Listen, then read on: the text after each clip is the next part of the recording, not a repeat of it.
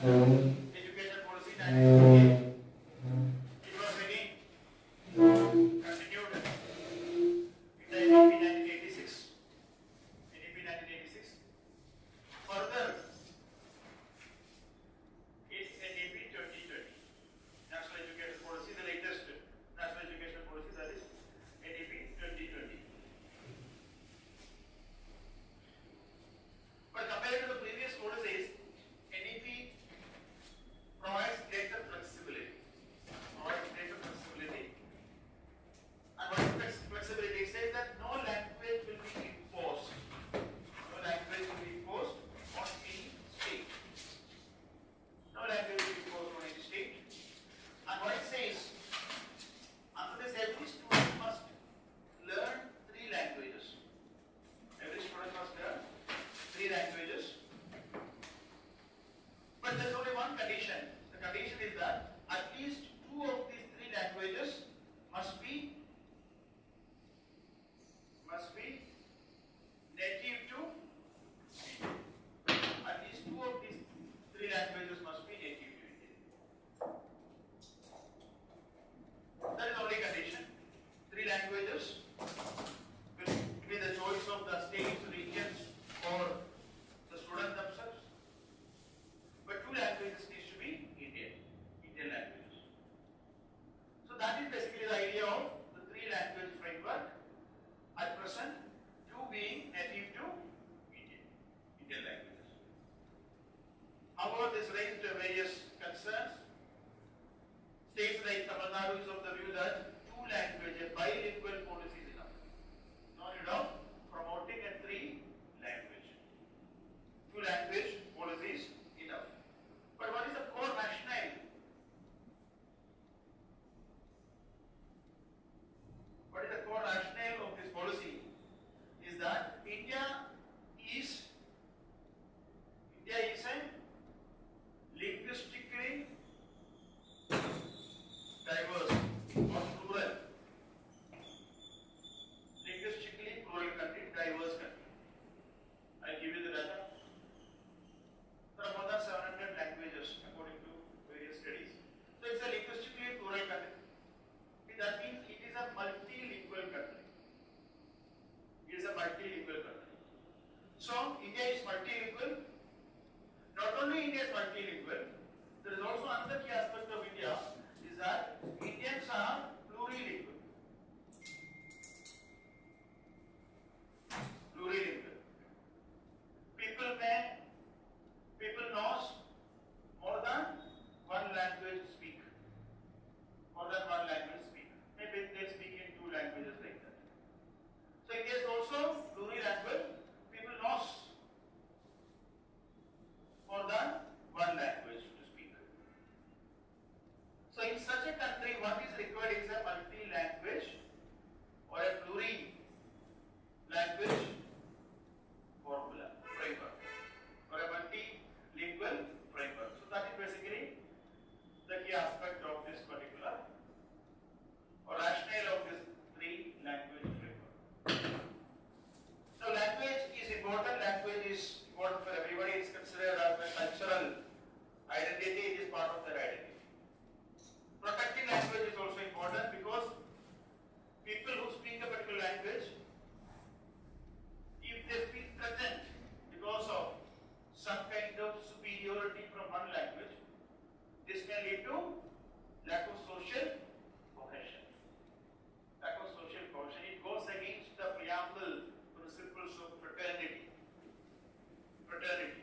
brotherhoodness.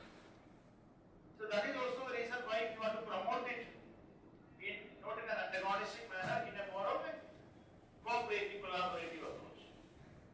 So what does our Constitution says? Constitution Part 17 of the Constitution. Part 17 of the Constitution talks about official languages in the country. Official languages. So what is the official language in the country? Yeah, Article 343 says that the official language of the Union shall be Hindi. 343.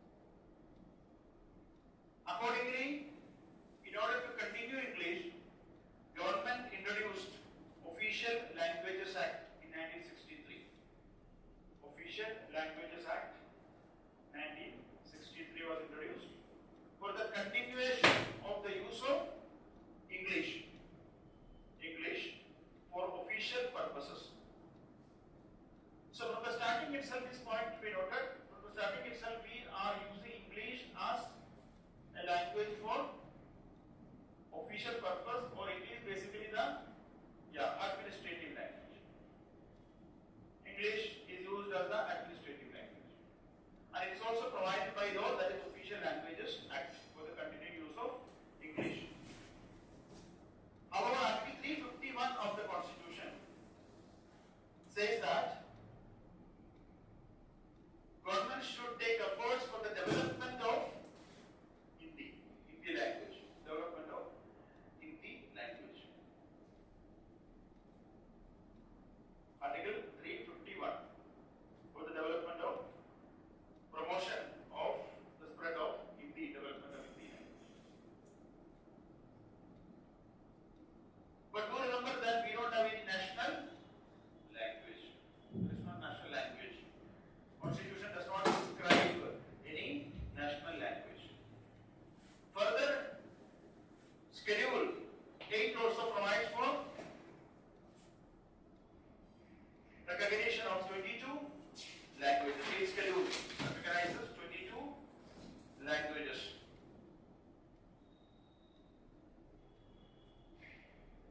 So that is the constitutional dimension, which basically means that government should take some effort to promote the Hindi language, that is under 351. So sometimes, for example, government is naming many laws, legislations in Hindi. One of the reasons cited by the government itself is that it is part of government's obligation under Article 351 to promote the use of Hindi. But it also raises concern because we are a multilingual country, linguistic diversity is there. Our diversity, there is a regional, language, religious diversity. We are having a lot of cross-cutting identities. So there is a lot of studies. Let me ask one question. Those my own students should not reply this, because they know that. What is one of the significant achievements Britain got by colonizing countries like India? What is one of the biggest achievement, or what is the biggest benefit of this? What? Spread of English. Okay, that is one benefit they got.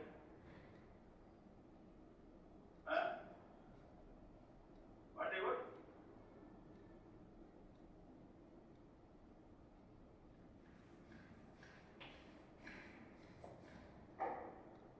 Their advantage, what they got.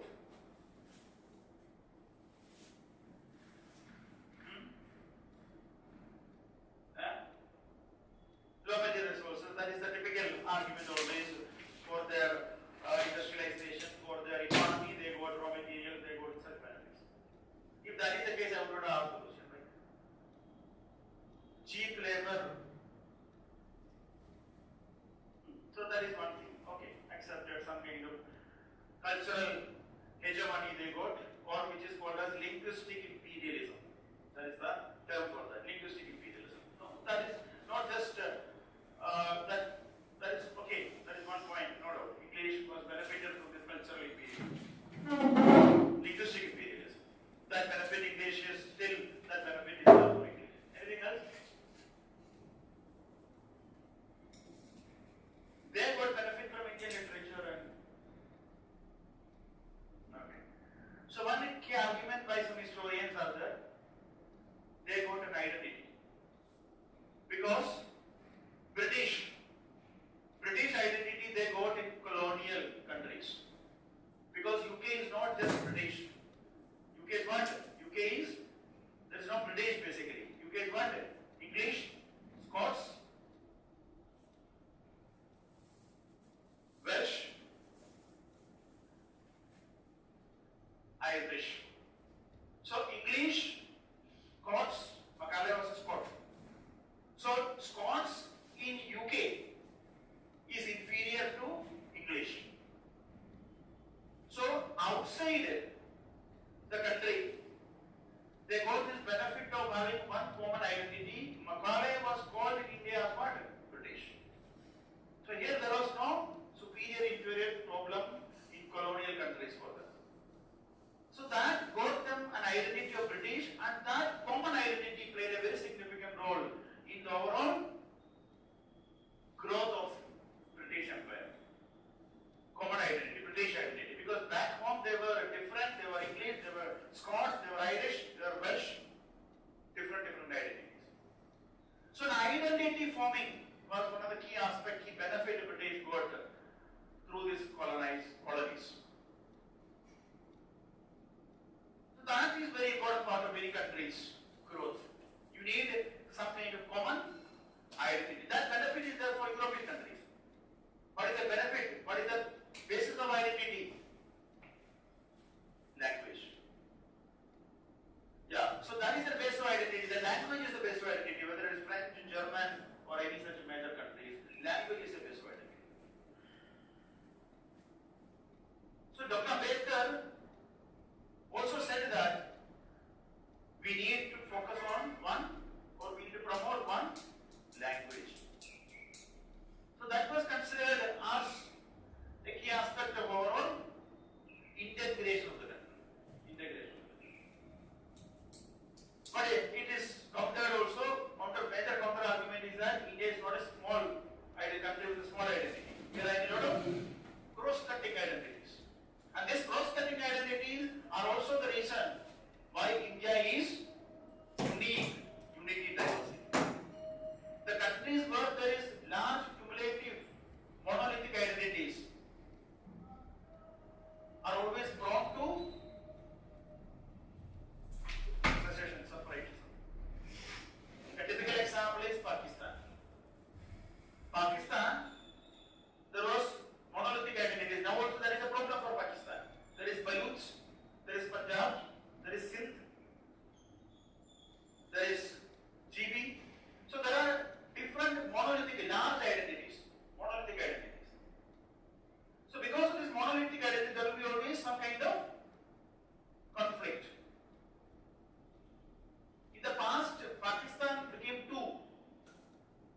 What was the major problem? They tried to go for imposition of Urdu. So there was monolithic identities. Bengali versus Urdu. Country became separate. Another typical example is Sri Lanka. Sri Lanka, this problem is the northern and eastern part of Sri Lanka. There was Tamil people, but what is the problem? The majority Sinhalas tried to impose Sinhala language and marginalized Tamil language. Marginalization of Tamil language is the reason for the emergence of Tamil revolutionary movement, LTTE.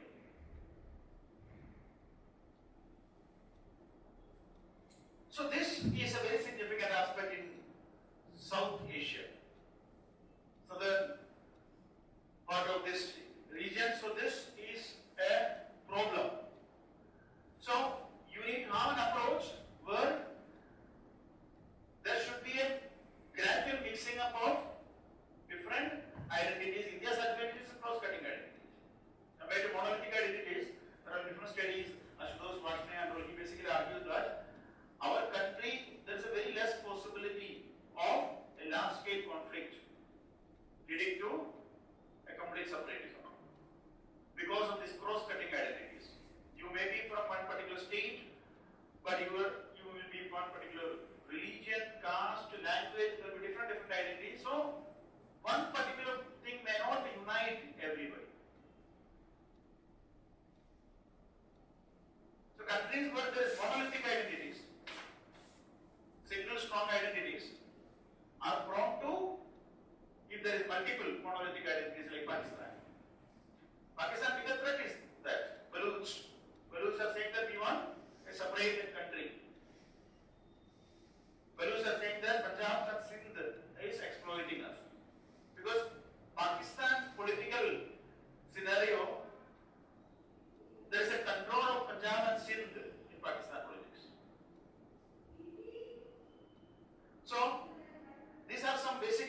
which you need to know to understand the complexity of this particular problem. Now let us discuss some data. First one is, you need to remember the data, again 3 L's.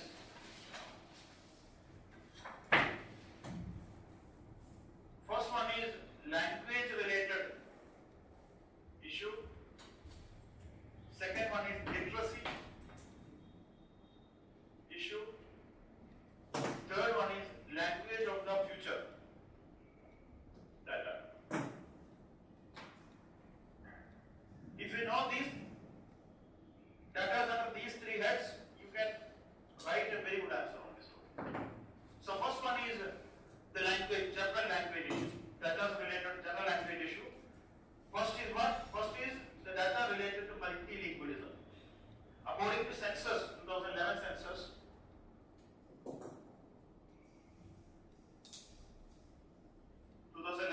that is the last census happened in India. Now we are planning a new census. So based on the official census data, 2011 census data, 26% of the people are only bilingual. 26% of the people are bilingual. And only 7% trilingual, 3 language. Only 7%. And there will be hardly few people who knows lot of language. Yes, Janakdiya, Bhavadara, like that. So it is very difficult. So that is, it's a difficult language also. Learning different language is not that easy. So that is the first thing. That is the language bilingualism or trilingualism. 3 language, you talk about trilingualism. 3 language, only 7% people are trilingual. So majority does not speak more than 1 language, or they be knowing plurilingual, the usage of different localized versions of a language. That's it. Next is another key aspect is that regarding bilingualism, the lowest ranked states in bilingualism are Rajasthan, UP and Bihar. Lowest ranked states in bilingualism are Rajasthan, UP and Bihar. So they fall in the Hindi heartland, where there is 1968 3 language formula was started. 2011 census also, they are ranked low in bilingualism. That means there is a problem with respect to implementation of 3 language framework. The data clearly shows that. Evidence-based policy making. Third one is best performing state on multilingualism is Goa. Goa is the best performing state on multilingualism. What can be the reason for this? Yeah, colonial legacy is the tourism. Tourism will also play a significant role in overall. Even if educationally you are not trying to push, but economically, if there is an opportunity, people will learn that language. People will learn the language. This is interestingly observed by economic survey in the past. Economic survey said that language is not a barrier for internal migration in India. A past economic survey. Language is not a barrier for internal migration in India. Previously it was the general idea. Policymakers thought that language will be a barrier for this internal migration. Language is not a barrier. Automatically people are migrating from developing states to more developed states. That is automatically happening. So when there is an opportunity, people will migrate. They will look for that opportunity and they will migrate. That is a possibility. Similarly, bilingualism is also high in state of, or especially northeastern states. Northeastern states. Now what is the reason for this high bilingualism in northeastern states? Yeah, there will be different tribal languages. So you need a lingua franca. You need some kind of linking languages. So because of diversity of the tribal languages, there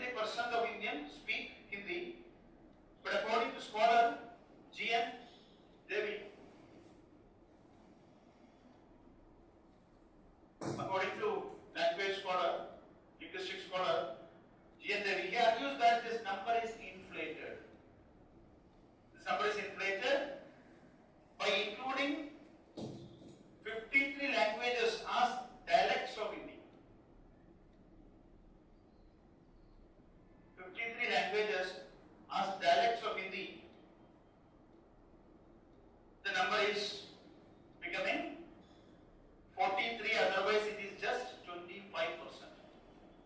according to linguistic scholar.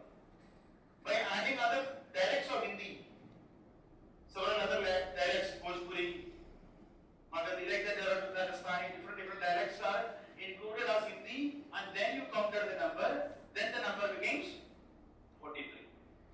Otherwise, if you talk about true proportion of native Hindi speakers, according to Devi, it is only 25%. 25%. So he basically argues that this is an inflated figure. Inflated figure. Now, what is the problem with respect to that figure? You cannot use that as a basis for policy making. You cannot use that as a basis for policy making when these are also complete independent languages. For example, Bhojpuri, there are movies also, right? No. Songs are also there. That you know. Success that. But he counters that there is an inflated figure, and he says that based on his analysis, it is only 25%. That is not sense of that. No, that's it. Rajasthani, Bhojpuri, all these things are considered a thing. Next is another one. That is another problem with respect to India, is that according to UNESCO's Atlas of World Languages in Danger, Atlas of World Languages in Danger, Atlas of World Languages in Danger, it represents more than 190 languages in India are endangered. Endangered. So there is some kind of what? What is the problem? What is this problem for us? Linguistic crisis. Linguistic crisis. More than 190 languages are currently endangered in India, according to UNESCO's Atlas of the World Languages in Danger. So UNESCO categorizes the language as vulnerable. Vulnerable means it is spoken by children but restricted to certain domains, like inside the home you can speak that language, but outside they are not using that language. In such situations, the language will be categorized as a vulnerable language. Second is definitely endangered. Definitely endangered means children no longer learn the language as their mother tongue. Children no longer learn the language as their mother tongue. How it will happen? Such situation. When children does not learn the language as their mother tongue.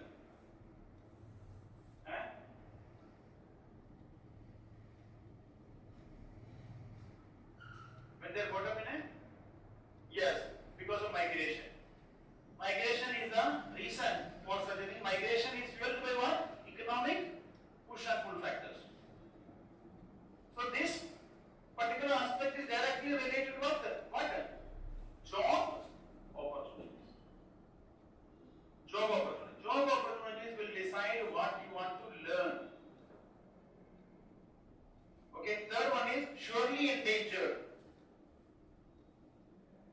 Surely endangered means language is spoken by older generations. The middle generation may understand it, but children are no longer using it. Children are speaking in English. Their parents knows Hindi. Their grandparents speak in Hindi. That is the situation. Means the middle generation, they can understand, they can speak, but they cannot use it widely. And children are no longer, means they are communicating with their children in another language. How this will happen? How this will happen? This will happen mainly in urban centers, metropolitan cities, where the education opportunities, everything depends on what? Your economic status. So it's also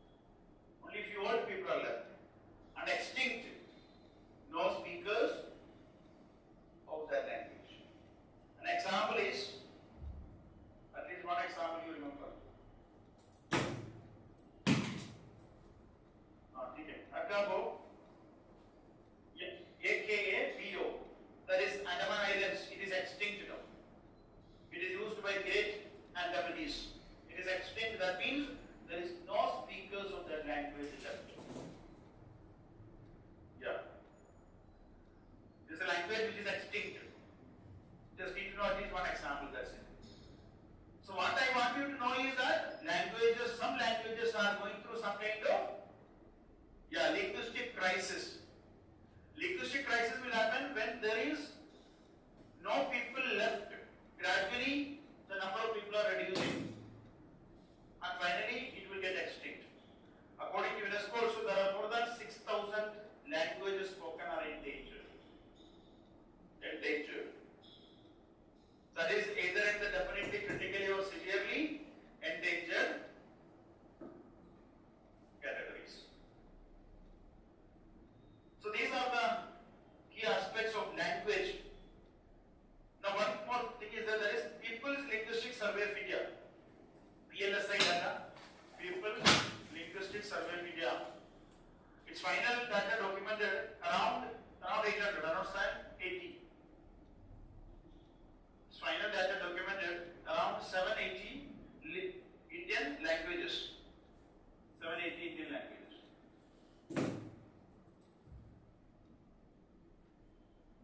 So that means this is the plurality, linguistic plurality I discussed.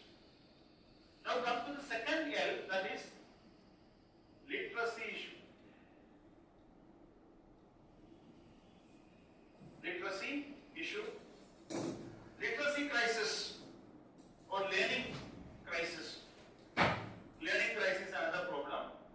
Example is the ASR report, Annual Status of Education Report. Annual Status of Education Report, ASR report. I survey found that 27% of class 8 students. Now these kind of things, again I am telling you, in your answer sheet you should write in table, that's it. You put 2018 and 2022. 27% in 2018, survey 27% of class 8 students could not read a class 2 level textbook in their regional language. This became 30% by 2022, with the figure worsened in the next report. So the students have struggled to read even simple English languages or regional languages. This is the literacy crisis, learning outcome crisis.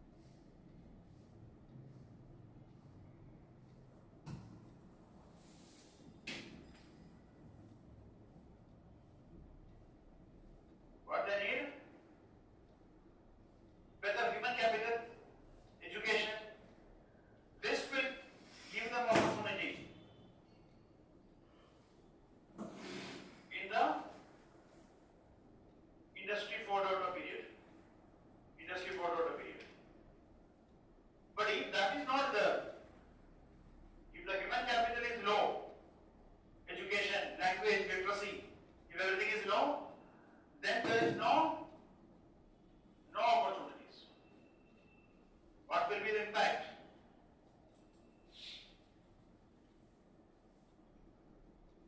Yeah, it is called demographic disaster. This is called as what? Demographic dividend. Demographic dividend.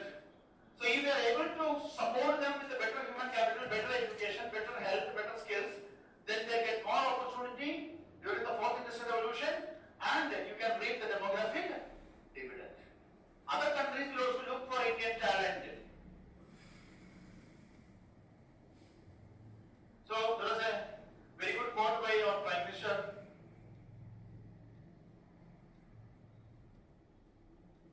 Very good formula. IT plus IT is IT. What is it? Information technology plus Indian talent, India tomorrow. So this is the possibility. This will happen in this case, but if that is not there, that same demographic advantage, you will lose that advantage, it will become what? A demographic disaster. Demographic disaster. So that is the language of the future aspect. Language of the future aspect, because you need to make sure that your workforce is getting opportunities, or it should be a global workforce. Then you can attract more investment. Then MNCs will come and establish here, they invest in India, it will create more job opportunities. Government cannot create all the job opportunities. Don't expect that UPSC will keep on increasing the hiring. UPSC is actually reducing the overall hiring. UPSC is also planning lateral entry and all those things. So the job will come from what? Come from these areas where you need more investment, and here the dominant language is English. Now let us discuss the positive aspects. The positive aspect, the argument for promoting multilingualism is what? Unity, diversity, that is national integration. Unity, diversity, national integration. So this is cited as one key aspect, key strength of India by historian John Key also. When I discuss the views that time I will discuss. But that is a key aspect of India's national integration. Unity in diversity, linguistic diversity is also a positive aspect. Which went against the idea of Pakistan, when it tried to promote push one particular language. So national integration, promoting unity, diversity is one important aspect. It also ensures what? Social cohesion, fraternity, through what? Cultural exchanges. Cultural exchanges. So it is called as what?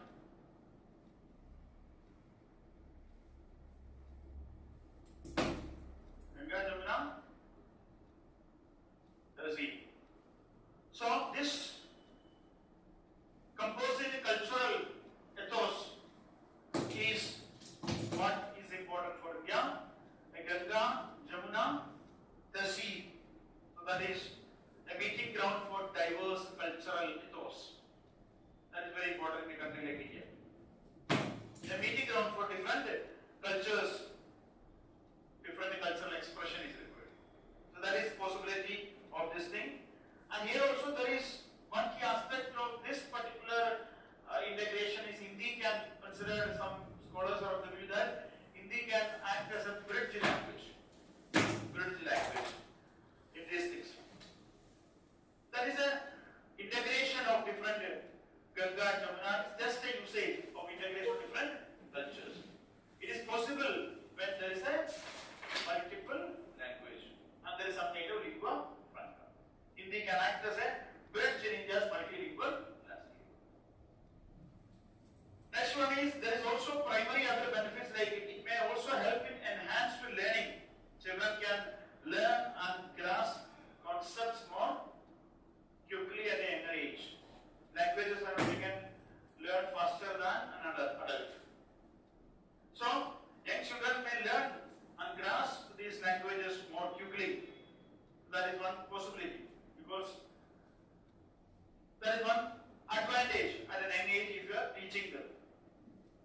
they are not learning, then there is cognitive load also. So improved learning outcome is a one possibility. Next one is economic and global competitiveness. You need to be culturally more adaptive. If you know different languages, you will be culturally more adaptive. That is important for global competitiveness. And also, in the era, you need languages like English. So multilingualism is important. A typical example here is the growth of Singapore. Again, that we discussed in the past case study. Singapore promoted what model of education?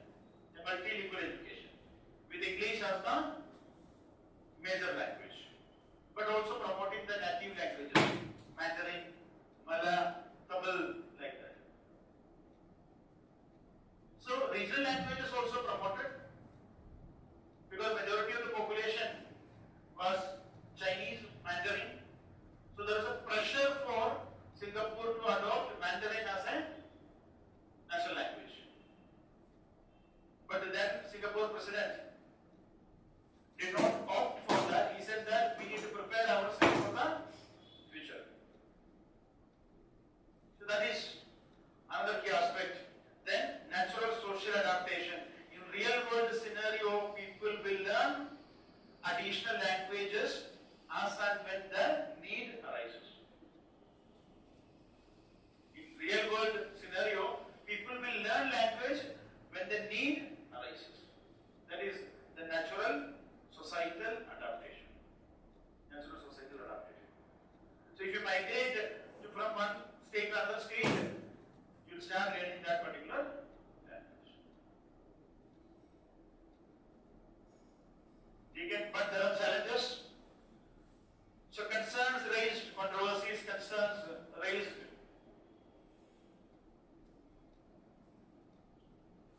First one is that the three language framework, when you are writing also you should write like this, okay? Three language framework, or the imposition of a three language framework is considered as what? A perceived Hindi imposition. So the primary source of contention against three language framework is that, especially non-Hindi speaking states, they are thinking that this is a backdoor attempt to impose Hindi language. A backdoor attempt to impose Hindi.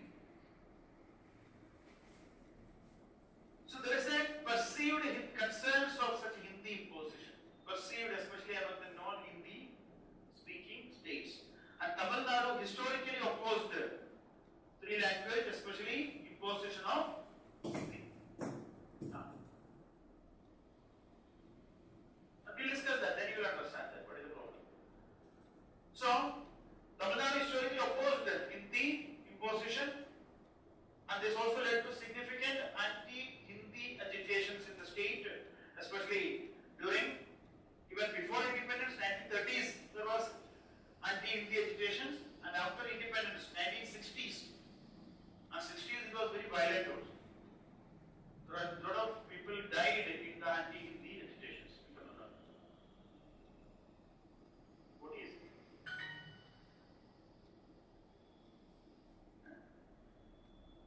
That is different. That is a different. Don't mix it up. That is a different state.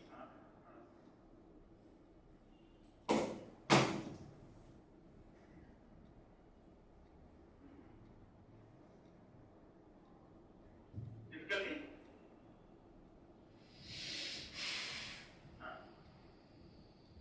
43% are already speaking. But this speaking, you know, that is two different things. These are all the people whose language is and same dialects with Hindi, they can speak Hindi. Getting it? But they are not native Indian speakers. That is the only difference. They are dialects of Hindi. So 43% is already, there is around 50% is already having a Hindi connections. So Hindi will act as a what? A lingua franca connecting language for these communities. If you are spreading that to further another 30-40%, then it can actually act as a bridge. See, many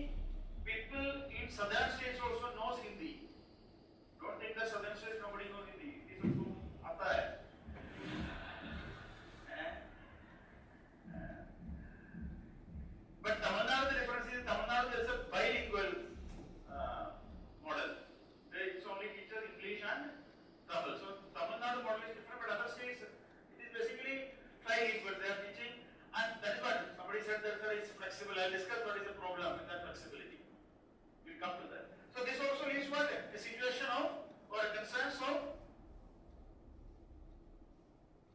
politicization and regionalism. Politicization and regionalism. Because as I said, language is a politically sensitive issue because it is identity. It's an identity. So it's a politically sensitive issue. So these are used by even political parties, even leaders to mobilize people based on sons of the soil politics. Sons of the soil politics. And this sons of the soil politics will harm what? It will harm national integrity. So the positive aspect what we discussed, if it is going to a politicization, regionalism, sons of the soil politics, then it will harm it will harm social cohesion and national integration. National integration. Next is, so that's the first challenge. Next is cognitive load. So critics argue that already, according to the ASHA report, around 30% students are not able to read. This is a rural. ASHA report is basically rural households, rural areas. 30% of the students are not able to read a class 8th class students are not able to read a second standard. This will happen in basic preparation also. After 3-4 years of preparation, still you are not able to read a history or politics. 5-6 years after also you are not able to read a politics. Still you are not able to open. So that challenge, that is a challenge. Giving a second edition will experience will be a cognitive load. That is a challenge. So cognitive load will be there because there is already a capacity problem, diminished learning efficiency. So it is better to teach 2 languages rather than forcing 3 languages purely. Another key aspect is that the ease of learning a third language is also impacted by something called as a language similarity.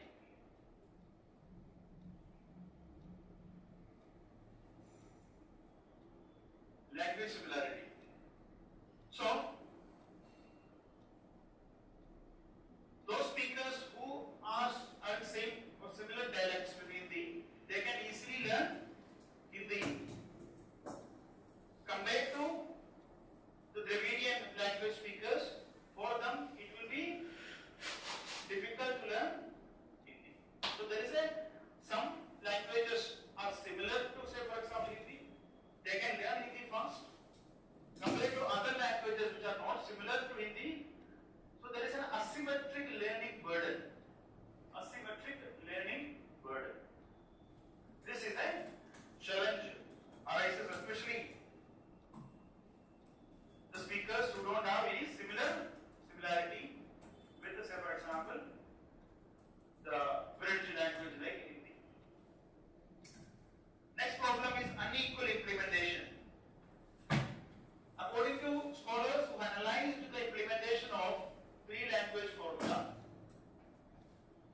they found that the TLF or 3-language formula is not properly enforced in Hindi-speaking states. Hindi-speaking states is not properly enforced. And many states they use Sanskrit as a substitute for a third language. Sanskrit as a substitute for the third language.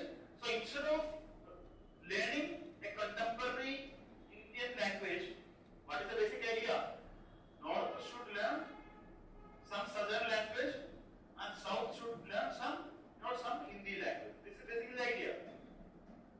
So the argument is that south is trying to learn Hindi.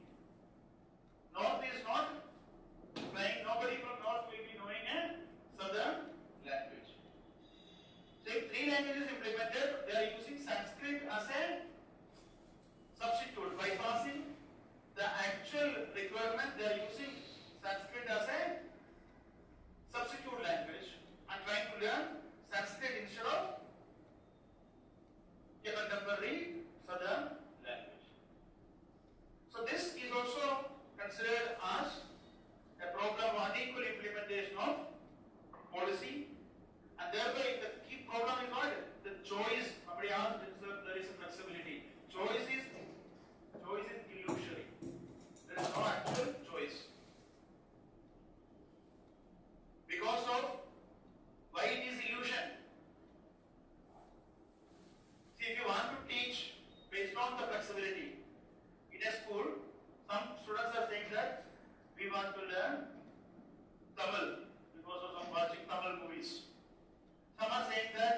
are Bahubali fans, we want to learn Telugu. Then you need to hire teachers also for this. So this flexibility is basically what? Is an illusion because it is not practically possible. There is an impracticality. It's impractical to teach whatever the student likes. They cannot select because it also depends on you need to hire the teachers, and that will be more budgetary expenditure. Public expenditure on education is already low. How much? Around 2.7% is the public expenditure on education. That is already low. Now you are saying that you learn whatever language you want. So it is basically the choice is basically an illusion. There is no actual choice. So generally what southern states will try to do, they will teach their mother tongue, there is a local language, English and Hindi. And in north, what is the model? English, Hindi. Then, I don't know, is there any school in North India which teaches Tamil or Telugu or Malayalam or Kannada? No. Anybody knows? They don't teach. They teach French.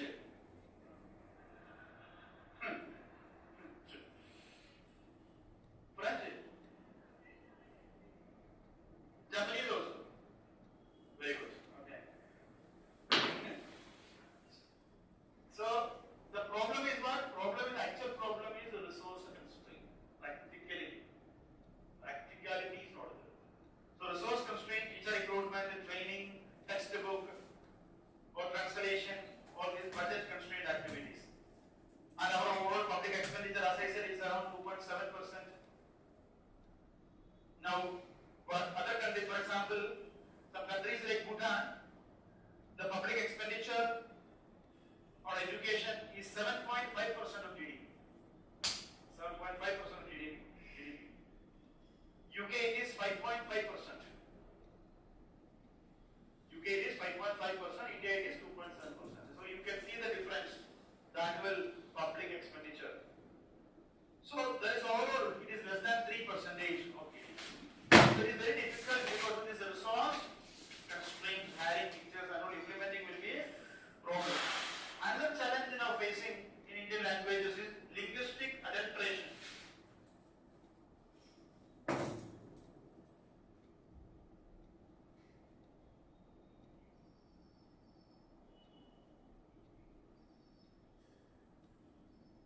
Linguistic adulteration.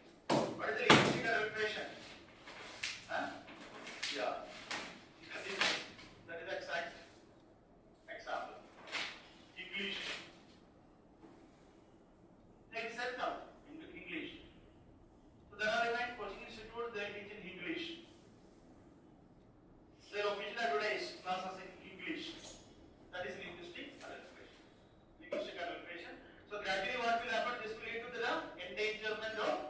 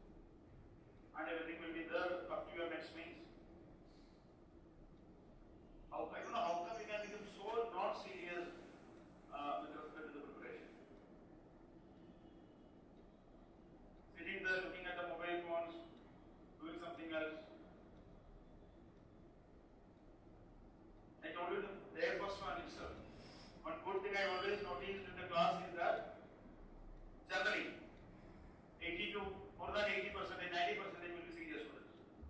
They want to clear this examination. We are putting a level best. See, showing up is only one aspect. Showing up is the key aspect of anything. Focus on showing up. But after coming here, it is focus. I'll tell you one more thing very clearly, the advantage offline people are having. You will complete a class in that particular prescribed class time. Online students, they will complete it more than that particular time. So if you don't know something, then jot down that, revise that, note making is important. Otherwise, you won't get like lot of leakages and your answer will be again the rhetoric answer. So anyway you are coming, you are sitting, you are do that, your task. So that is the thing for funding disputes and all. So this is considered as a violation of the federal principles. Tamil Nadu said that the center withheld funds under Samagra Shiksha Abhiyan for not implementing NEP framework of three language formula under NEP. So these are the things. Now come to some first one.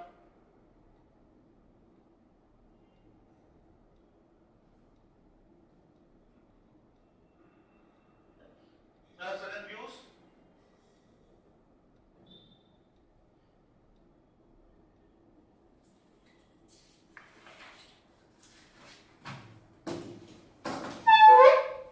So what is the basic issues? We'll discuss few important views regarding this topic, which you can use it in other places also. So first one is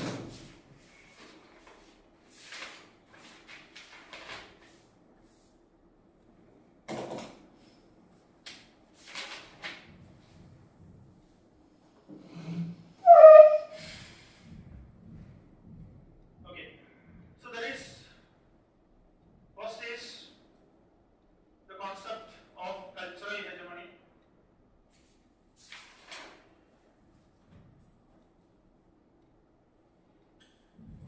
This is a concept given by conceptualist Antonio Gramsci.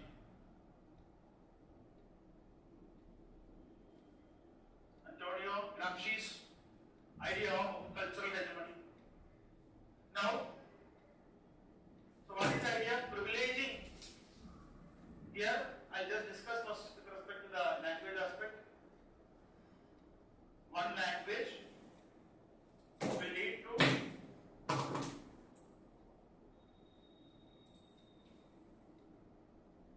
marginalization of other languages. So this is the basic idea. Three important views are there. All are linked into this idea. Privileging one language will lead to a marginalization of other language. So first one is what? Privileging one language is considered as cultural hegemony. The cultural hegemony concept is given by Gramsci. So privileging one language is considered as cultural hegemony. What is cultural hegemony? What is the concept of cultural hegemony?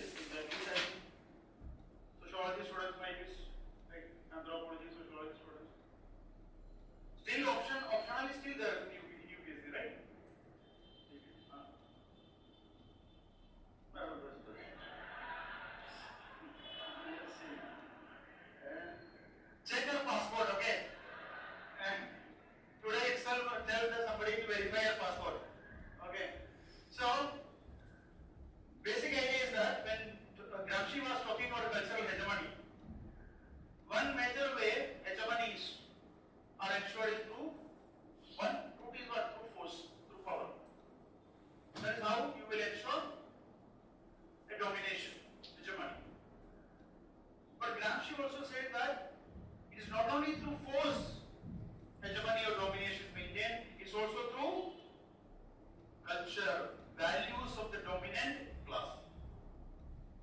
So values of the dominant class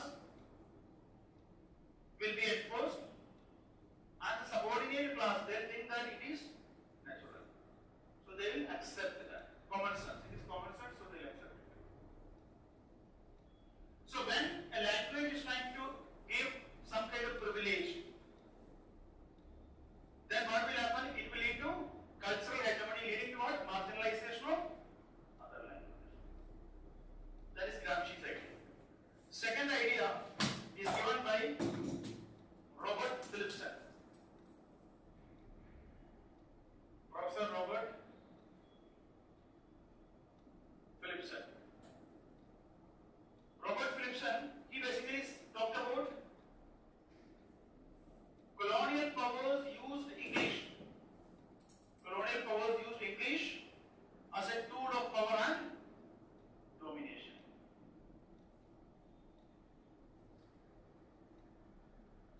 Colonial powers used English as a tool of power and domination.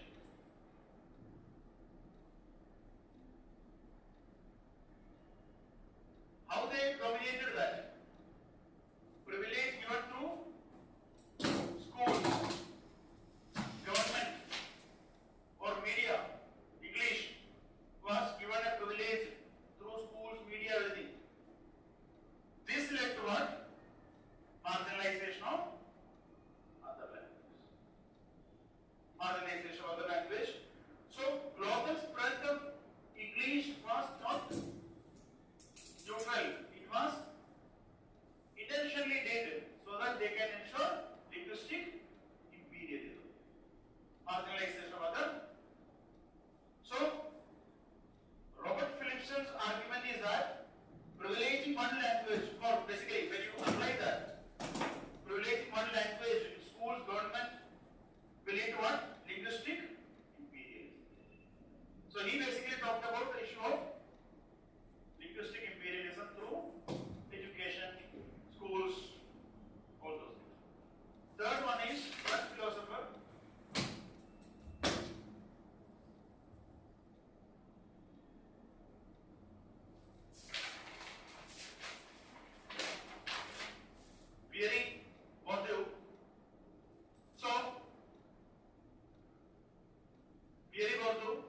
His argument is that privileging, or basically he basically said that if you privilege certain languages, then it will provide the socio-economic advantages. So he basically talks about the idea of cultural capital. Cultural capital. Now when you apply the cultural capital here, so first one is the idea of cultural capital. So there is two things. One is economic capital. What is economic capital? You are earning some money, then you can buy what? So for example, goods or things like that. That is one aspect. Right? Money, then you can buy economic capital. Second one is cultural capital, means your values, your education, your language.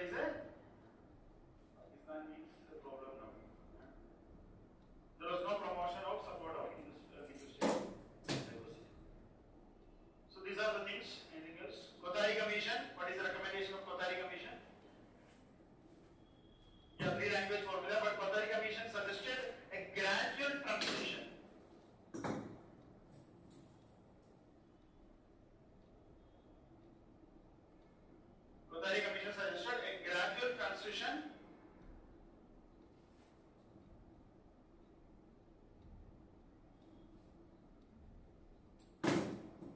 So first going through mother tongue or tribal language, then you gradually move to the other languages. That was a key recommendation by Bakari Commission, the initial commission which recommended three language framework, but it was also based on a gradual transition. Now some key initiatives. Here one more thing you can mention, that is Supreme Court's idea. Supreme Court in a case, that is UP Hindi Sahitya Sammelan.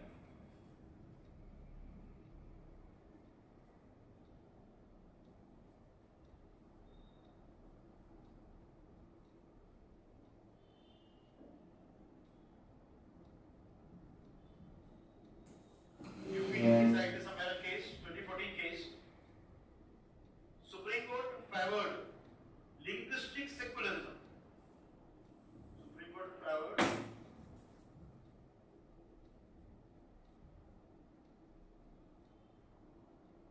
linguistic secularism. Linguistic secularism. So what does that mean? Linguistic secularism. Yeah, state does not favor any particular language. Similar to secularism, when you use the term linguistic secularism, that is basically about state is not favoring any particular language over the other language. Right? You are challenging Supreme Court. I don't want to comment on this. Okay. Basic idea is what? State is not favoring one language over other language, thereby accepting the legitimate aspirations of all speakers, all language. That is very important. Accepting the legitimate aspirations of all speakers, different language speakers of the country. So this is then certain steps taken. One is NEP step we already discussed, three language formula. Second one is, another key initiative is Bharatiya Bhasha Anubhav.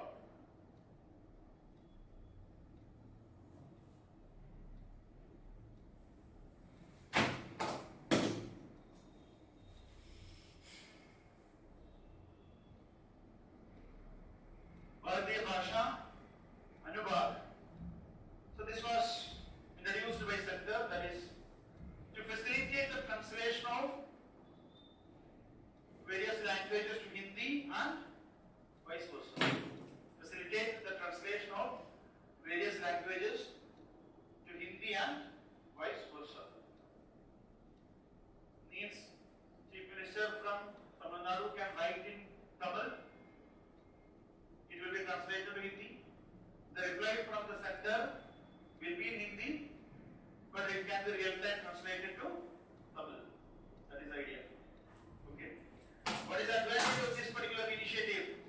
It will strengthen the Indian language. It will strengthen the Indian language and will ensure what?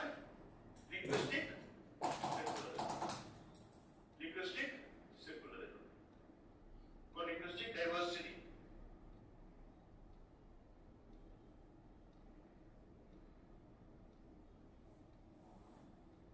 So the present issue is what? Language barrier.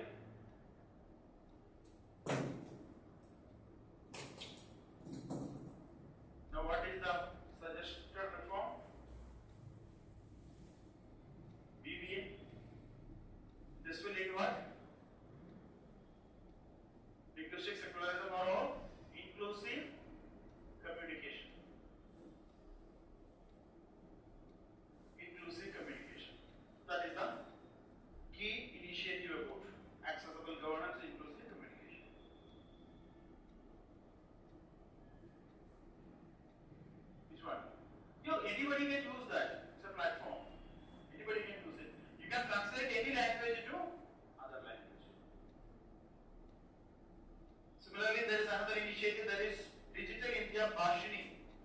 Bhasha interface for India.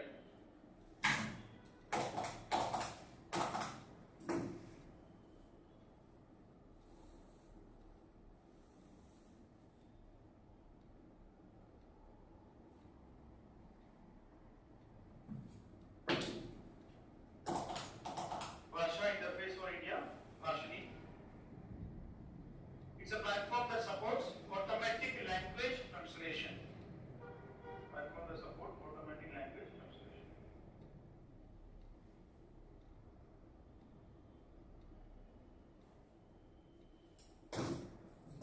So anybody, even if it's a farmer, you can enter it, for example, government platform. You want to read something or you want to listen something, you can change that particular language. It will be translated to his language of speaking. This is finally some global cases. Way forward. First one is gradual transition, so that there will be more and more acceptance. Acceptance is required. Second is evidence-based policy making. Evidence-based policy making. What is evidence-based policy making? It should be based on data, research, analysis. Third one is resource capacity building. You need more teachers, multilingual classrooms, teachers. And fourth one is what? Tech adoption, technology. Now actually you don't need to know specifically a language. You can speak in your language, you can ask Google to translate. You don't need to know, you can manage with the technology. So technology adoption is important. And countries like, for example, China is already started with the AI schools. AI in schools, including AI for 6-year-old kids. Similarly, South Korea, UK are integrating AI into secondary education. China is starting with the 6-year-old. Other countries are now secondary education. We are still planning. So secondary education, UK, Canada, South Korea and all started integrating AI into secondary education, but China, primary. So that is the level of digital technology adoption by other countries. We also need to. Examples, case studies, Singapore, that we already discussed. Singapore is a multi-ethnic populated country. There was a pressure to implement Mandarin in the beginning, but Singapore adopted a bilingual or a multilingual system focusing on English language proficiency along with the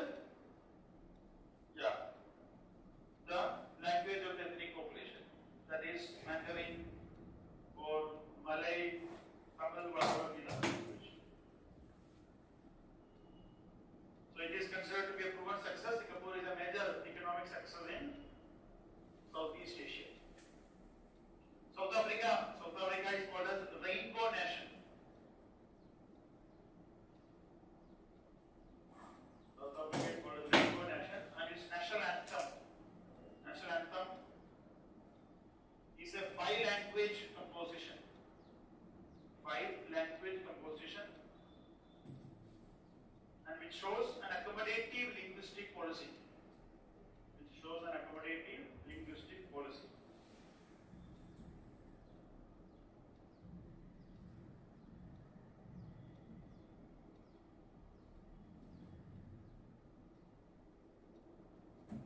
Next is ULU, ULU proclamation from UNESCO.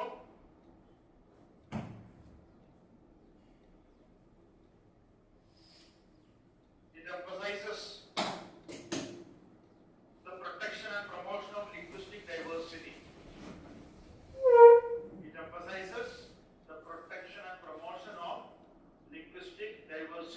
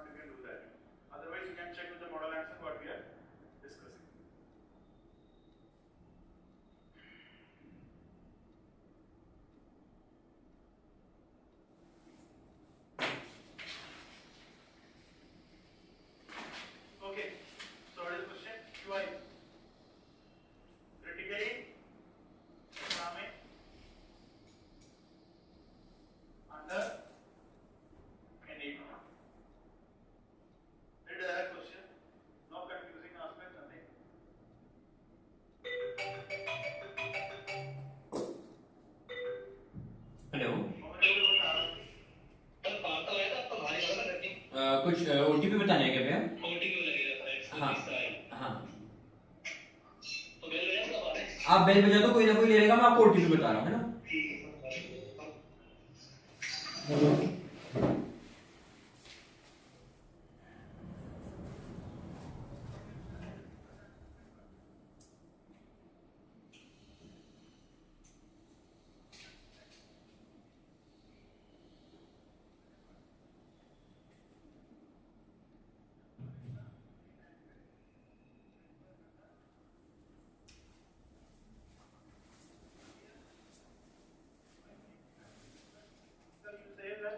There's a scope for diagram.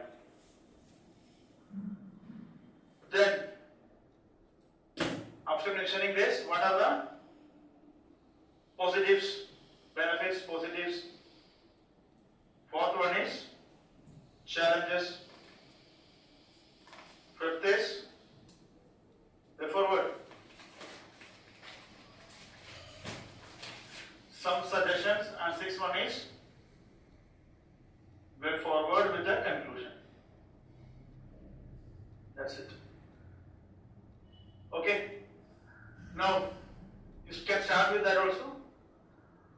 Recently there was opposition in state of Maharashtra, Tamil Nadu, etc. regarding the imposition of a 3-language formula under NEP. Then you talk about what is 3-language formula. Yeah. Under NEP. So here one thing is important, instead of writing, because it is not asking NEP 2020. Question is NEP. So you need to mention about what? Yeah, NEP 1968. First time imposed what? Yeah. First time 3-language framework was imposed. 568. It was continued in 1968. It was continued. ठीक है ना, दे दिया ना आपने, लकड़ी का gate है ना बड़ा जो है। Third NEP 2020. हाँ ठीक है। 2020. It was there is some kind of flexibility.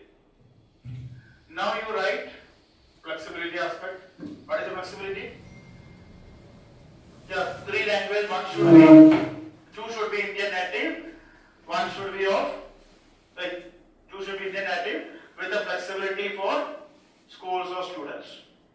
Second key aspect of NEP 2020 is that the initial education, early childhood care and education needs to be on mother tongue. That's a key aspect. Okay. Then it should be implemented both in government, public and private. That's so you can easily you can expect and you can write that scope of implementation. After writing this, you write what? The positives. What is the positive? Now here when you mention the positives, one key aspect is that how you write critical examining. So instead of writing this, what you can write?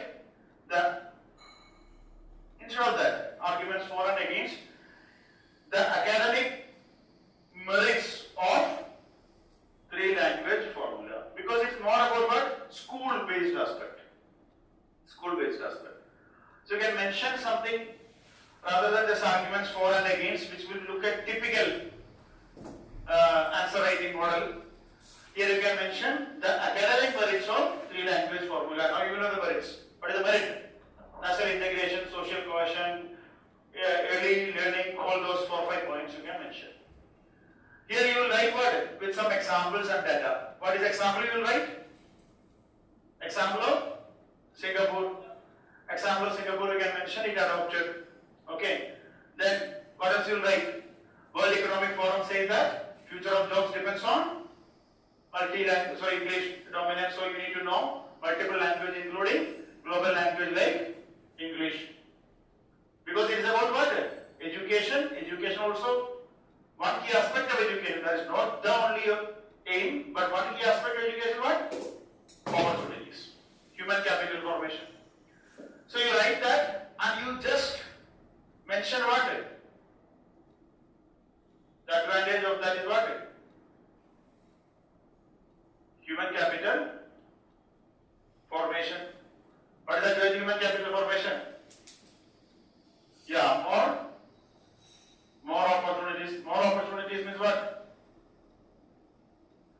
demographic dividend or what? Better income, job. This will also means what? More spending on what? Education, health, human capital formation. This is actually, you write, under this you write, this will help in intergenerational mobility. So, if you are getting this education, the next generation also gets this better human capital formation. You can mention that. IT plus IT is IT. Okay. So, you can draw a diagram, human capital formation, more opportunities, better income, and opportunities for the next generation. So, that is a virtuous cycle. That will ensure what? This will ensure social, not cohesion, social mobility. That is how you will progress. Social mobility. So when you talk about this education aspect, education is for what? For your overall social mobility. You are preparing for this exam for what? For better social recognition, mobility, opportunities, everything. So think from the dimension. Any education is intended to do that. Any question you can use this diagram. It will just change here and you can use it. So it will ensure our next generation is also benefiting from it. That is how it will ensure social mobility. Or here itself we can mention that it will ensure social mobility. A diagram showing the advantages of better human capital formation ensuring social mobility. However, there are challenges. What are the challenges you know? Opposition by state of Tamil Nadu because of the perceived Hindi imposition in the past. Now it's an NEP. In the past 1960s, there was protest against Hindi imposition in state of Tamil Nadu. Okay. Then, right, some more challenges, resource constraints, teacher issues like that point we can mention. Or as a report you can mention cognitive load. Okay. So write the challenges. Now you write what is the recommendation. Kothari Commission initially itself recommended that the transition needs to be gradual. So that is something which we need to ensure gradual transition. Now way forward technology adoption initiatives like translation, Bhashani, all these things can be utilized in the modern age, present age. And what is the conclusion? Kothari Commission, if you do not mention that, you can mention that, but suggestion should come before that, way forward. Then, Supreme Court's linguistic secularism is a concern, or John Key's idea of India's advantage is what? Linguistic diversity, you can mention. Other points, challenges, you can mention here, cultural hegemony, or concerns of linguistic imperialism. That you can mention there. So now you understood, even if it's a direct, simple question, in order to make it a better answer, you need to put some extra effort.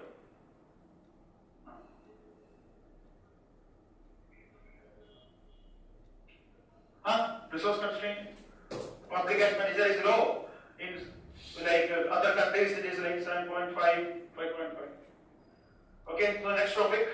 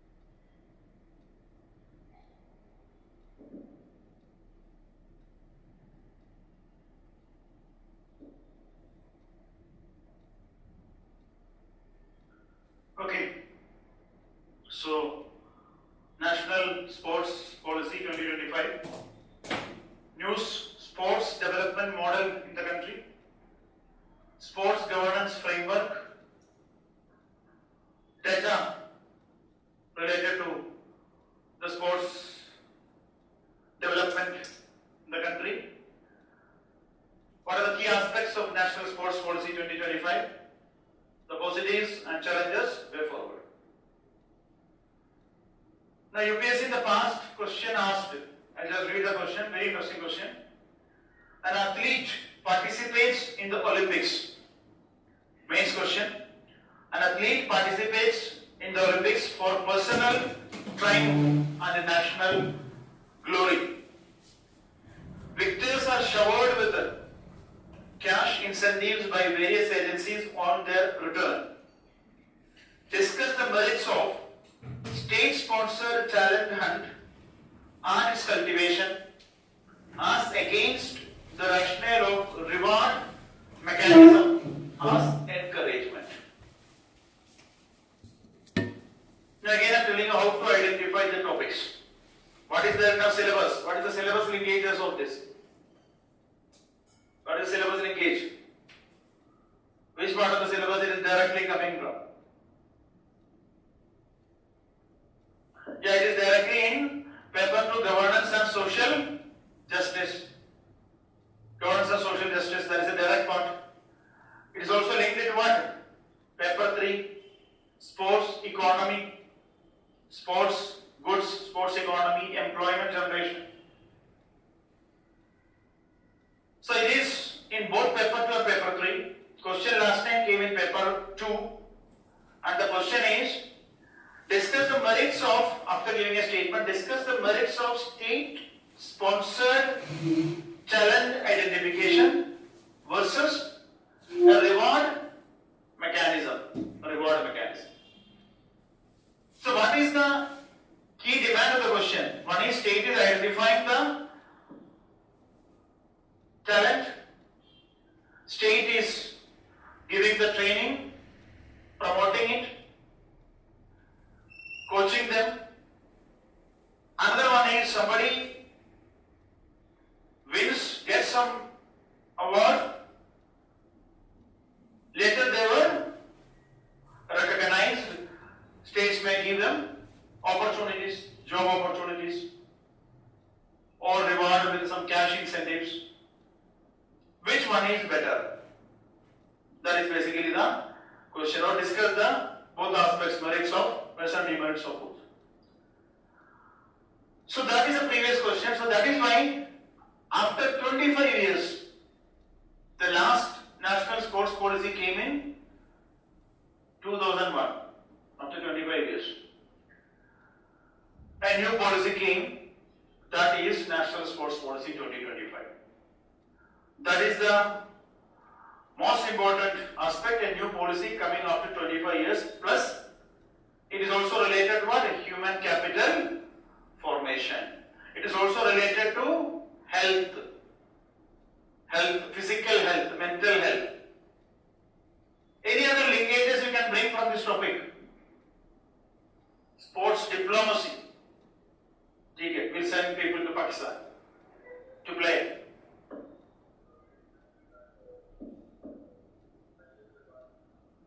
Yeah, research and development, okay.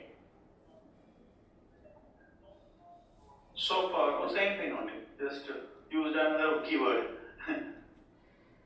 Nutrition, okay, health, okay. Anything else? That would be discussed, health, education, human capital formation, anything else? One topic we discussed, in that already we covered one topic. Olympics. We covered Olympics. Element of?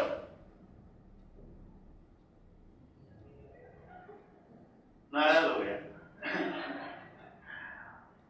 Tell. We discussed another problem. What is that? Influence of social media. Influence of social media, the problems associated with the overconsumption of social media, online.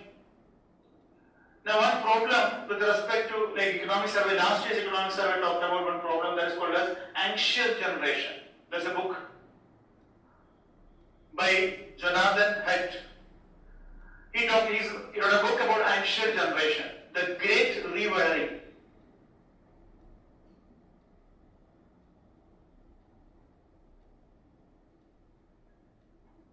Anxious generation. This generation is having some mental health, not general Okay, don't think like that. So, he basically argues that the present generation, especially because of the influence of social media, what is the problem? The anxious generation, and there is a great rewiring happening. What is the great rewiring? Previously, what children used to do? They used to play. They used to play. They used to go to the playgrounds. They used to do some physical activity. They used to run around. They used to participate in Olympics. Now what is happening? Now only, online. Game is also happening in online. Or there is also another debate regarding online gaming. Also there is a debate. What is the debate regarding games? Taxation. ठीक है, वो भी है. What is the problem with respect to online gaming? Game of skill and game of chance. The debate between game of skill and game of chance. UPSC is a game of. Yeah. So those who are thinking that UPSC is a game of chance, it's a problem. Okay. Then there is the Isab Vidara. So that is another debate, game of skill versus game of chance. Now what we are discussing is basically about game of skill, the sports activities, physical activities. Game of chance is what it is completely the outcome is depend completely on chance. You don't need any skill. But UPSC, sorry, not UPSC, Supreme Court also in some cases said that some of the online games also require it also requires some kind of skill, so it's also game of skill. But what is the problem with that game, online game, is that there is no physical activity. So the new generation, there is a great rewiring happening, and there it is because of this rewiring, there is also increasing mental health problems. So government in the past started an initiative that is called as LIFE. What is LIFE? Movement of government. हाँ सब सुना है कहीं? Yeah, lifestyle for environment. That is a movement. What is that positive aspect of that movement? Lifestyle for environment. What is the positive aspect of that movement? I want to see the people here. Some are hiding and sitting. What is the positive aspect of life movement? Adapting to climate change. That is the positive aspect. Sustainability. Tell me. It is a bottom-up movement. Everybody is having a responsibility. In the life movement, everybody should have a responsibility. You should reduce the overall consumption which is having a negative impact on the environment. So it's a bottom-up approach. So sports also needs to be what kind of approach? What kind of movement? It should be a bottom-up movement. Everybody should get an opportunity. There should be enough facilities. It should be more and more inclusive. So let us start the discussion. So first aspect is the sports development model. Sports development model. So, what are the different sports development models in the country? First one is government-led model. Government-led model. So, government-led model means center and state both plays a role here. Sports is a state subject. So, states also plays a very important role in promoting, nurturing the talents, but center also provides the overall policy framework, governance framework, associations like that. So both center and state is having a model. But what is the key aspect of this model? It is basically a top-down model, centralized top-down model through various frameworks that we discuss. So center and state plays a role. They will identify the talent, they will nurture them, they will train them, and then they will focus on making them elite athletes or sports persons, or overall elite excellence. That is, you send them and they are winning awards for themselves as well as for the nation. Second key aspect is, so that is one thing. Second is private-led model. Private-led model. So in private-led model, there are private academies. They provide specialized coaching and thereby nurture the talents. Private academies. So here, what is the difference between first and second? This is more exclusionary in nature. This is exclusionary. Only those people who are having, the economic capital, money, they can only ensure this. This is more inclusionary in nature. This is more exclusionary in nature. Since it is exclusionary, there is also another key aspect to the private model is that they are also promoting now CSR activities. What is CSR? Corporate social responsibility. Corporate social responsibility model. So that is a third model under the private model only. Another model is sports as a part of their CSR, corporate social responsibility activities.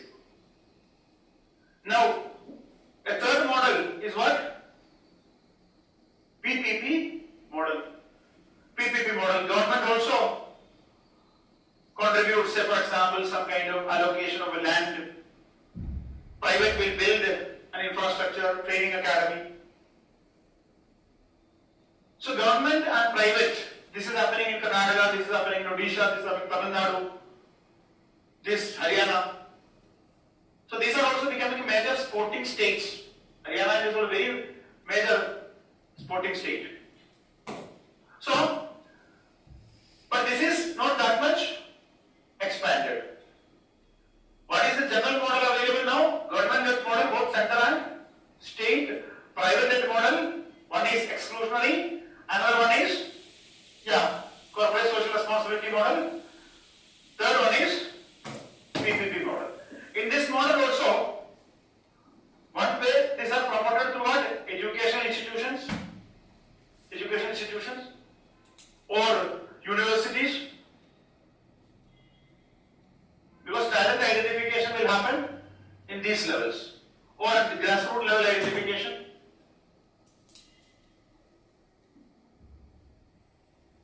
Grassroots level identification. Now, so you can compare the previous question, that is state-sponsored talent and cultivation versus reward mechanism. So here it is also the model, government model, first model, government model is based on what? Government model is based on proactive talent identification or reactive reward mechanism. Proactive talent identification or reactive reward mechanism. Now when you compare the proactive talent identification and reactive reward mechanism, first one is what model? It is state sponsor. First one is what? Before success, pre-success model. This is post-success.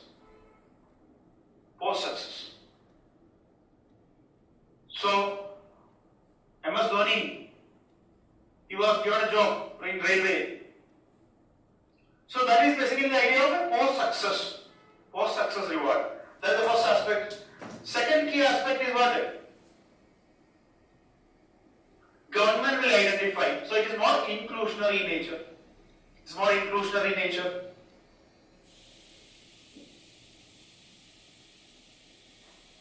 But reward mechanism is what? Narrow. Because only after success you are recognizing it. So it's very narrow, very much exclusionary in nature.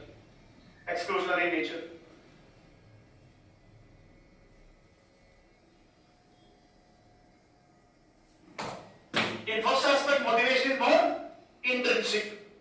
intrinsic motivation. Why? Because government is supporting, government is providing the coaching, training, development, and so there is an intrinsic motivation to perform. Second is what? It is here when if you take up that particular reward, there is more of what? Short-term monetary reward. Short-term monetary reward or a job, cash award, or a government job.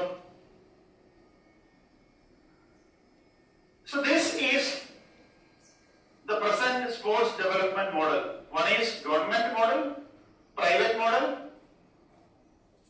CSR model, and then third one is PPP model. So different models are there. This is the basic idea. Now the another basic aspect of sports is sports governance. Sports governance. So this issue as a topic, the sports was also in news, not only because of the national sports policy, it is officially known as Khelo Bharat Niti. That is the official name. So, other than this, it was also in news.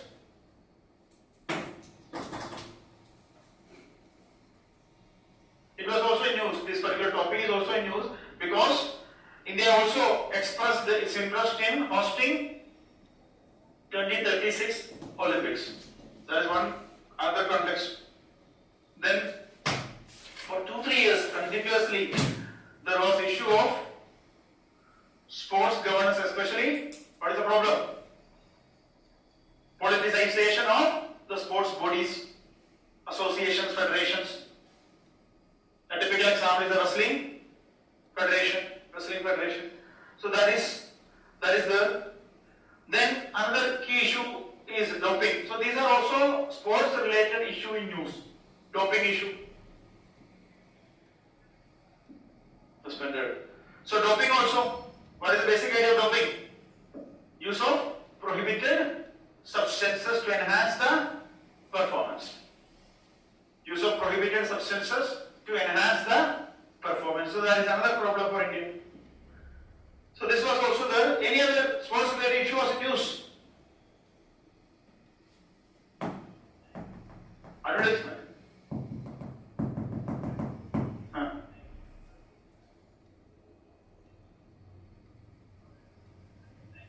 तो free में करना क्या? अच्छा, unethical. Okay, that is okay. Virat Kohli is advertising anything? चलो ठीक है. Another problem is that tragic stampede of at the IPL success event in Bangalore. So disaster, crowd disasters. This topic is linked to the disaster, crowd disasters issue. Stampede. So there is also a problem because there is a lot of acceptance or recognition for cricket as a sports compared to other sports.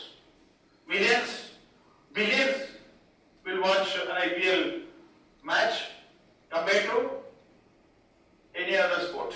So there is then the problem is what this kind of online gaming and all. So what is the present framework? So present framework is multi-faceted framework. So first one is constitutionally sports is a state subject. So the problem is that there will be a lot of difference from state to state regarding sports policies, promotion, development models. So that is first one. Second is at the national level, government oversight is through what? Ministry of Youth and Sports Affairs, Ministry of Youth Affairs and Sports. Ministry of Youth Affairs and Sports, that is a ministry, dedicated ministry established in 2000 for promoting sports governance. That is Ministry of Youth Affairs and Sports, that is a central ministry. Second point,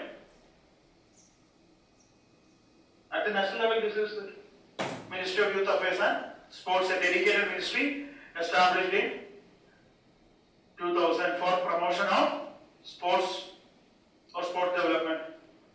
Under that there is SAI, Sports Authority of India.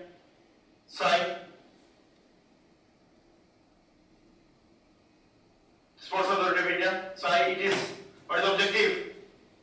Promote sports and achieve sporting excellence. Promote sports, coaching,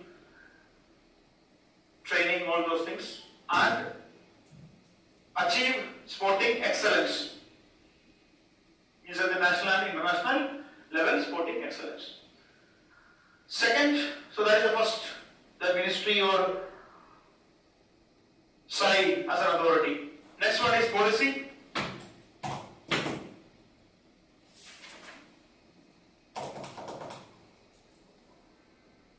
So dedicated ministry. Next is policy what? There was national sports policies.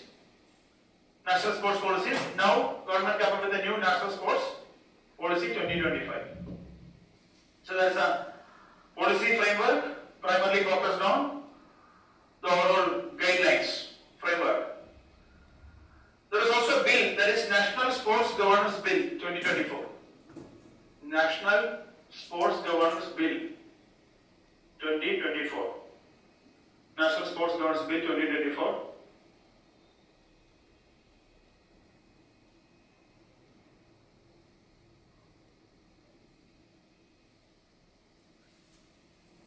For improving the overall sports governance and setting up an independent regulatory body. For improving the overall sports governance and also to set up an independent regulatory body. But it is delayed. Next one is finance. Third one is finance. Finance, sports finance also, it was around 466 crores in 2003-04 period. Now it is 3794 crores. So sports budget was 466 crores in 2003-04.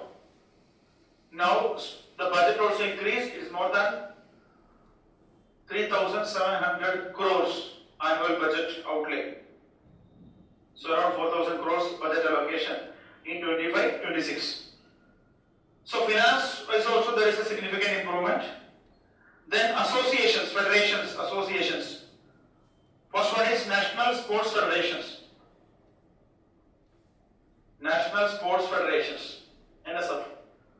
National Sports Federations. So it will basically administer, regulate specific sports discipline. Specific sports discipline. So there will be a federation for football, wrestling federation, athletics federation, like that. Hockey. So these are different federations for specific disciplines. Then there is something like Indian Olympic Association, IOA, like that. So at least 2-3 things you remember. These are some useful things which will be relevant for your needs. Plus this particular data. Another data is related to sports performance. Sports performance also, you can see the medal tally in the last 3 Asian Games. Medal tally last 3 Asian Games. In 2014 the medal tally was 57 medals. 57 medals. It became 70 in 2018. And 2023 it became 107. 107. So less than 10 years, the medal tally significantly jumped. A significant jump. Then there are also certain schemes, sports related schemes like TOPS reset. TOPS is what? Target Olympic Podium Scheme. Target Olympic Podium Scheme. Then reset. That is retired sportsperson empowerment training. Retired sportsperson empowerment training.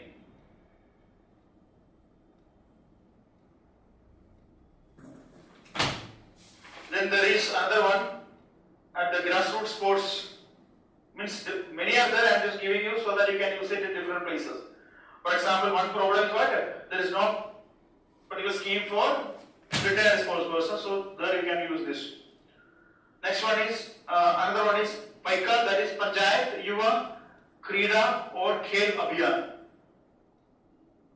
Third language should be mandatory. Panchayat Yuva Krida, Krida. Krida is sports, right? The other sports. Then what is Krida?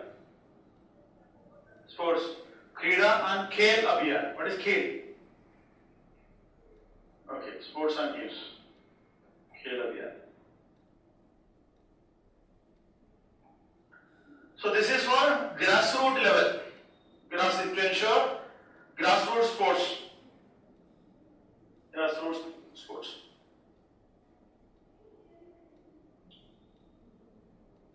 Okay. So we'll continue the discussion next class. Please bring this handout. Next class onwards, I'll go a bit fast. Please be with me. Don't say that, sir, go slow. Para athletes.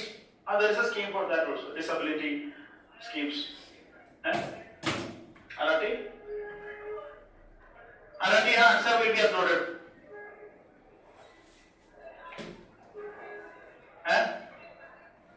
Alati check nahi karega. Alati's answer will be uploaded. It's like self-evaluation.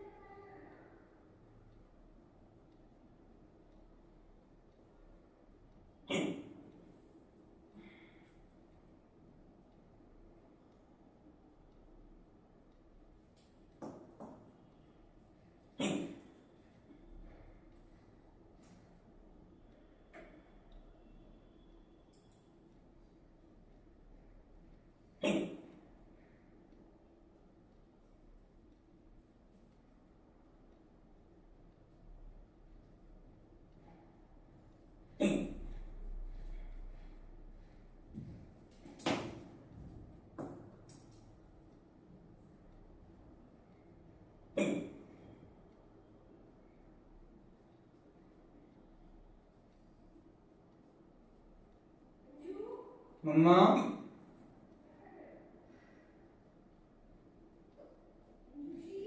मम्मा हाँ आ जाओ ना।